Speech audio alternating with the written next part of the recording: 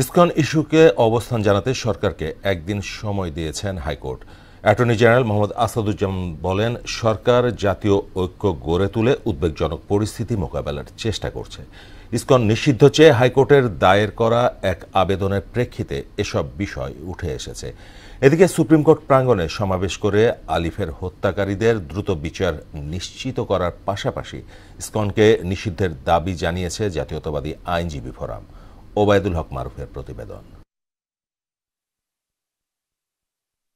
ISKCON নিষিদ্ধ চেয়ে হাইকোর্টে আবেদন করেছে এক আইনজীবী। একই সঙ্গে চট্টগ্রাম আদালতে আইনজীবী নিহতের ঘটনায় যে কোনো অপ্রীতিকর পরিস্থিতি এড়াতে চট্টগ্রাম ও রংপুরে জরুরি অবস্থা জারির নির্দেশনা চান তিনি। বিষয়টি স্পর্শকাতর হওয়ায় রাষ্ট্রের সর্বোচ্চ আইন কর্মকর্তা অ্যাটর্নি জেনারেলকে ডেকে পাঠান আদালত। এ সময় অ্যাটর্নি জেনারেল বলেন, নির্মমভাবে আলিফকে হত্যার ঘটনায় সারা দেশের মতো তারও হৃদয়ে রক্তক্ষরণ হচ্ছে। সরকার বিষয়টি গুরুত্বের সঙ্গে দেখছে বলেও জানান তিনি। এইটার যথাযথ আইনি পদক্ষেপ সরকার নেবেন। আদালত বললেন যে ঠিক আছে, কতটুকু প্রোগ্রেস আছে কালকে একটু সকালে ওনাদেরকে জানাতে বলেছেন, আমি জানাবো। এরপর দুপুরে সুপ্রিম কোর্ট প্রাঙ্গণে বিক্ষোভ সমাবেশ করে জাতীয়তাবাদী আইনজীবী ফোরাম। এ সময় সহকর্মী হত্যার বিচার নিশ্চিত করার পাশাপাশি জঙ্গিবাদী সংগঠন আখ্যা দিয়ে ইসকনকে নিষিদ্ধের দাবি জানান আইনজীবীরা। আমি আইনজীবীদের কাছে জানতে চাই, আপনারা কি হত্যাকাণ্ডের বিচার চান কি চান না? জয় শ্রীরাম, জয় শেখ হাসিনা, এই স্লোগান কি হিন্দুদের স্লোগান হতে পারে?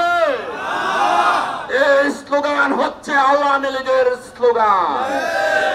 ফ্যাসিস্ট আওয়ামী লীগের প্রেতাত্মারা দেশের বিরুদ্ধে ষড়যন্ত্র চালাচ্ছে। সুদবিহীন ব্যাংকিং এ আত্মশুদ্ধির পথ এনআরবিসি ব্যাংকের ইসলামিক ব্যাংকিং আল আমিন। উল্লেখ করে সবাইকে সতর্ক থাকার আহ্বান জানান বক্তারা। এই ইসকনকে বাংলাদেশে নিষিদ্ধ করছে না করা হোক সরকারিভাবে। রাষ্ট্রের বিরুদ্ধে ষড়যন্ত্র মোকাবেলায় আওয়ামী লীগ ছাড়া সকল রাজনৈতিক দলের প্রতি আহ্বান জানান জ্যেষ্ঠ আইনজীবীরা। পূর্বাচল এরিয়াতে প্রায় 2 বিঘার উপরে সম্পত্তি এই ইসকনকে লিজ দিয়ে গিয়েছে, সেটা বাতিল করতে হবে। আমি আপনাদেরকে আগামী 72 ঘন্টা সময় দিচ্ছি। এই 72 ঘন্টা সময়ের মধ্যে এই ইসকনকে যে সম্পত্তি দেওয়া হয়েছে তাদের লিজ অবশ্যই আপনাদেরকে বাতিল করতে হবে। ওবায়দুল হক মারুফ, মোহনা সংবাদ, ঢাকা।